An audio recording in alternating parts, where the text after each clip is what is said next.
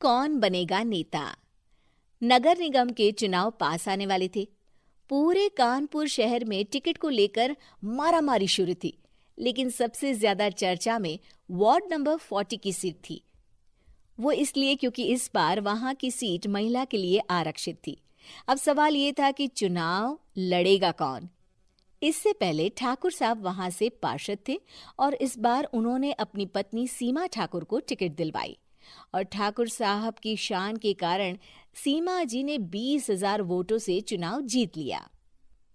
अरे बधाई हो सीमा भाभी, अब तो आप वार्ड की पार्षद बन गई हैं। अब तो हमारे काम आप ही करवाएंगी।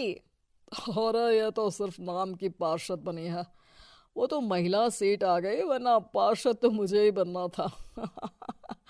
अब भले ही चेहरा इसका होगा, लेकिन पावर तो मेरी ही होगी।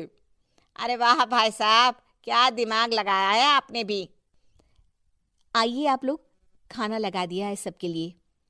सीमा जी पार्षद बन चुकी थीं, फिर भी उनकी एक ना चलती। सारे काम ठाकुर साहब खुद ही संभाल लेते और जहां जरूरत पड़ती वहां सीमा जी का अंगूठा लगवा लेते। सीमा जी ज्यादा पढ़ी लिखी भी नहीं थी। एक दिन ठाकुर साहब और सीमा एक प्रोग्राम में जाते हैं। अरे ठाकुर साहब, आप आ गए। ओहो, पार्षद मैडम भी आ गई हैं। स्वागत है आप दोनों का। लगता है हमारे पार्षद फंड का सही इस्तेमाल हो रहा है। चलिए अब उद्घाटन करते हैं। ये लीजिए ठाकुर साहब कैची, आप ही सबसे पहले प्रवेश कीजिए। सब लोग आगे निकल जाते हैं और सीमा जी पार्षद होने के बावजूद भी पीछे खड़ी रह जाती हैं। वो देखती हैं कि वेलकम बोर्ड पर उनका नाम है, लेकिन महिला होने के कारण कोई उनका सम्मान नहीं कर रहा। अगले दिन एक आदमी उनके घर आता है। अरे ठाकुर साहब नमस्कार। कल ना हम नोटिस किए कि हमारा घर तो अवैध है और नगर निगम वाले उसे तोड़ने आ रहे हैं। अरे कुछ कीजिए ना ठाकुर साहब। देखो भाई, मैं तो ज्यादा कुछ कर नहीं सकता, पर अगर तुम सबकी जेब गर्म कर दो तो कुछ हो सकता है। कुल मिलाकर 4 लाख लगेंगे। अरे 4 लाख ठाकुर साहब? अरे भाई, मैं अपने लिए नहीं मांग रहा हूँ। दरोगा है, इंजीनियर बाबू है, बड़े साहब है, सबको देना पड़ता है ना थोड़ा थोड़ा। बोलो है मंजूर? तभी वहां अचानक सीमा जी आ जाती हैं। अरे ये आप क्या कर रहे हैं? पहले इन्हीं लोगों से तो आपने वोट मांगे, अब इनसे ही पैसे ले रहे हो। अरे चुप रहो तुम, तुम्हारा काम है सिर्फ अंगूठा लगाना, तुम वही किया करो। मुझे दूसरे काम तुम मत सिखाओ, समझी?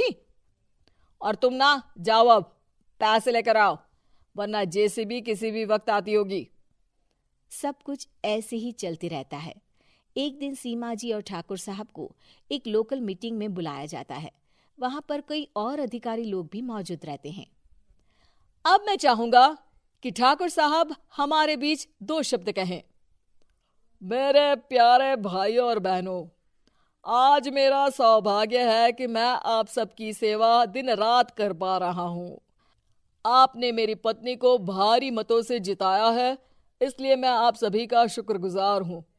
मैं आप सबसे वादा करता हूं कि हमेशा की तरह हमारे वार्ड में किसी को कोई तकलीफ नहीं आने दूंगा।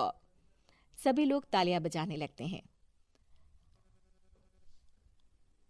अब मैं माननीय पार्षद मैडम को स्टेज पे बुलाना चाहूंगा।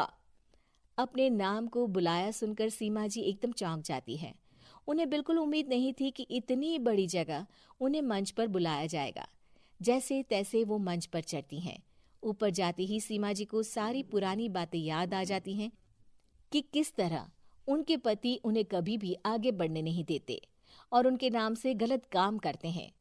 वो बोलने लगती हैं। मैं आपके वार्ड की पार्षद सीमा हूं। आप में से बहुत कम लोग ही मुझे जानते होंगे, क्योंकि इससे पहले मुझे कभी ऐसा मौका ही नहीं मिला। सारे मौके मेरे पार्षद पति यानी आपके ठाकुर साहब ही लेते रहे, लेकिन आज ये मौका मुझे मिला है तो मैं इसे ऐसे ही नहीं जाने दूंगी। मैं आपको ये बताना चाहती हूँ कि आपके ठाकुर साहब मेरे नाम की आड़ में गैर कानूनी काम करते हैं, जिस पर अंगूठों के निशान मेरे होते थे। इसीलिए मैं अपनी गलती मानती हूँ और आज अपने पद से इस्तीफा देती हूँ, ताकि आगे से कोई गलत काम ना हो पाए। अब फैसला आप सबके हाथ में है कि आप हमें क्या सजा देना चाहते हैं। सीमा जी की बातें सुनकर ठाकुर साहब के चेहरे का रंग उड़ जाता है और वो शर्म से मुंह नीचा करके वहां से चले जाते हैं और पद से इस्तीफा देकर ही सही सीमा जी अपने आप में आत्मविश्वास महसूस करती हैं।